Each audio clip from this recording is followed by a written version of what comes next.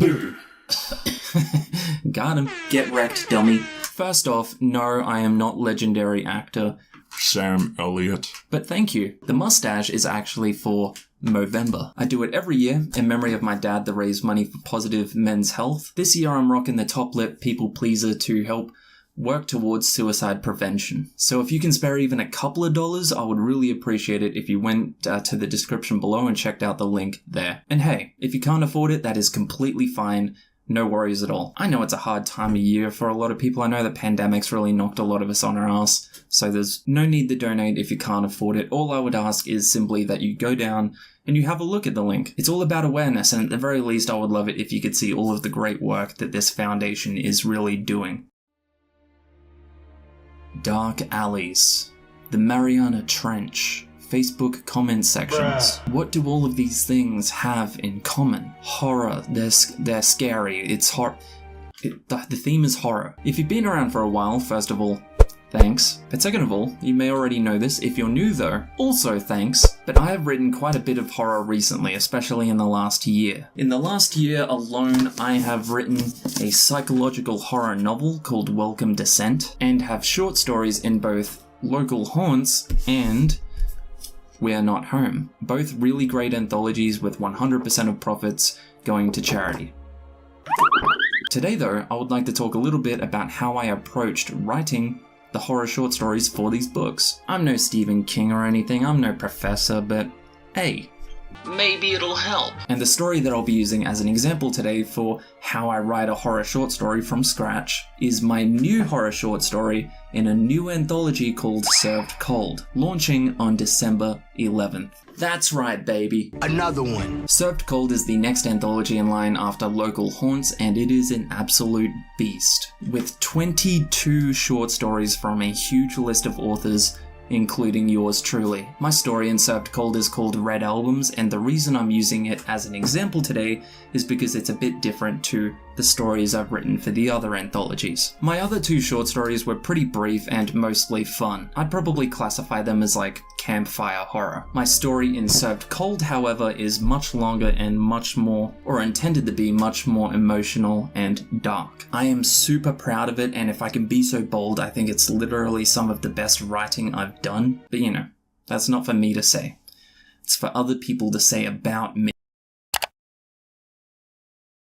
So, coming up with an idea for a story is pretty subjective. Almost any writer you ask will have a different explanation for how they started. It could be a dream, it could be based on something from your own life. But for me, the important thing is that I start off with one theme. That's all you really need to light the fire. So I've described it in this way in videos a few times already, but I'm going to do it again because I think it's a good analogy. But the way I would think of it is like a building block. Just take one theme. It could be hotels, neighbors, fear of heights. In this case, it was cold. Just one central point or plot device, or it could be a character that you can build your story around. And once you have that building block, all you need to do is start piling them up, piece by piece. Imagine it's a game of Jenga and you're the sucker that got stuck with the job of setting it up. My building block was cold, so I thought, cold, I could do snow. I could set my story in the snow, maybe a snowy valley. What is scary about a snowy valley? Well, maybe it could be isolated from other people. Just like that,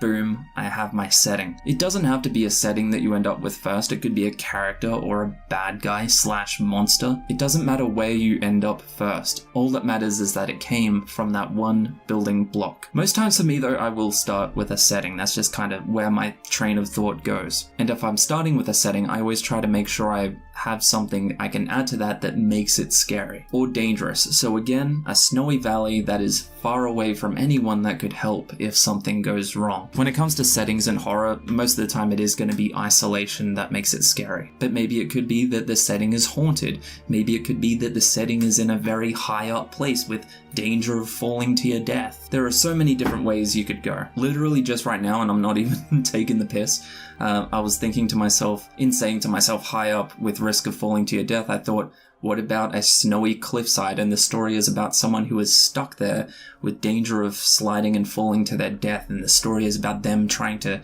get to safety. That would be a pretty good horror story. Maybe they're on the side of a cliff, a bit of a snowy slope, and the only safety they have is at the top of that slope, but at the top of the slope is a pack of hungry wolves. Gee, I literally just came up with a story idea right now. That's how easy it is. You know what?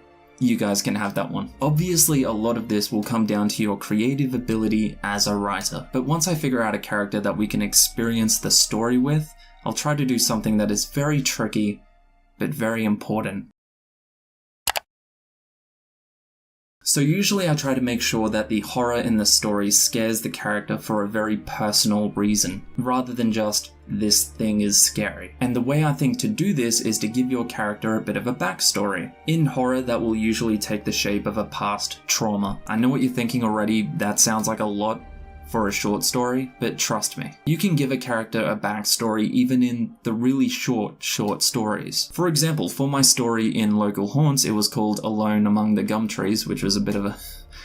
If you're Australian, you'll know. That story is a really quick and simple campfire story about a group of tourists in the Australian woods quite literally sitting around a campfire. But the main character is a young woman who is still dealing with the paranoia from leaving an abusive and predatory ex-boyfriend. You don't learn that from an info dump, you quite literally learn it just from a few sentences of dialogue from another character and the way that she acts around other people. Ultimately, that abusive past does play a part in her experience in this horror short story. Spoiler alert, it's not that her ex-boyfriend comes back or anything like that, it's not directly relevant, but the feeling of being preyed on, it all comes back to that. Her backstory is barely mentioned, but it's relevant to what is happening now. The point here is, and this is going to sound a bit weird, so bear with me, but you don't actually need to tell us the story of their backstory. You can allude to it. In fact, I think it's better if you leave most of it unspoken. Let the reader fill in the gaps.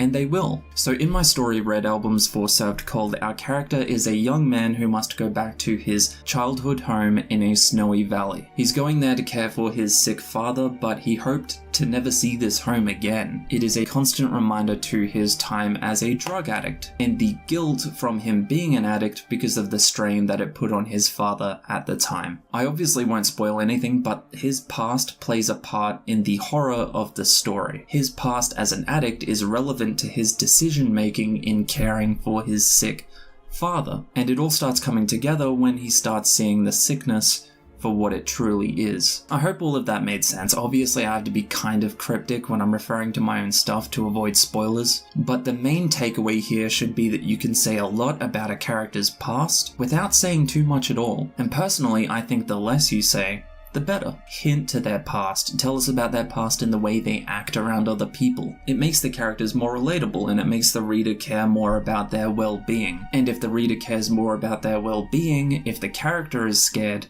the reader probably will be too. Now, as far as outlining goes, what I normally do when I write like a novel is I'll do a small paragraph outline for each chapter that I intend to be in the book. What happens in those chapters obviously can and often do change, but the point is that it helps me to know whereabouts in the book the story should rise and fall. In regards to like tension and conflict and exciting moments, it just helps with the structure. As for short stories though, you usually won't have chapters. I'll often still create like little character profiles listing their physical attributes like eye color and physical quirks. For example, if they clench their jaw when they're angry. But I don't really do much more outlining when it comes to short stories. I will have maybe a few paragraphs giving a small description of what happens and the order I would like those things to happen in, but really that's about it.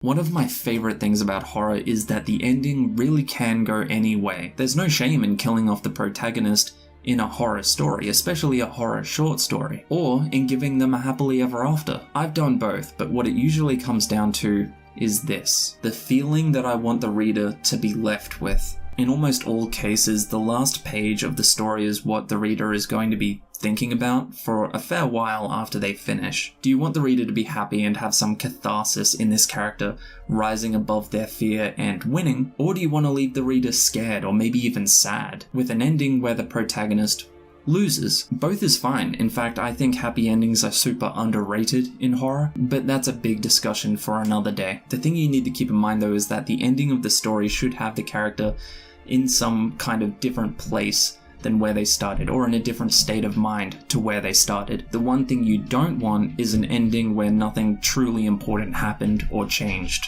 Anyway, like I said, I'm not a professor, I'm not an expert, I really wouldn't want you to think that I'm claiming to be. This video is more just me talking kind of at myself, telling myself what my thought process is when I'm writing a horror short story. And if it happens to help you, great. And if it doesn't, you know what, go ahead, dislike the video, load the video on your phone, put the phone on the ground and fart on it. I don't care. Actually, don't do that. I just made it sound like I have some kind of weird, like, fart.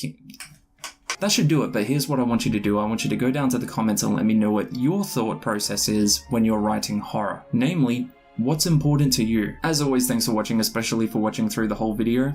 You are objectively the best. You're the best out of all of the people who've watched this video. If you watch the whole thing through, you're the best. That's it for now though, so go write. Don't think I've forgotten, NaNoWriMo isn't over yet. Get to work. Oh, and hey, if you could spare a couple of dollars, again, the Movember link is in the description below. You would be helping out a really great cause. But that's it. See you in the next one. Catch ya.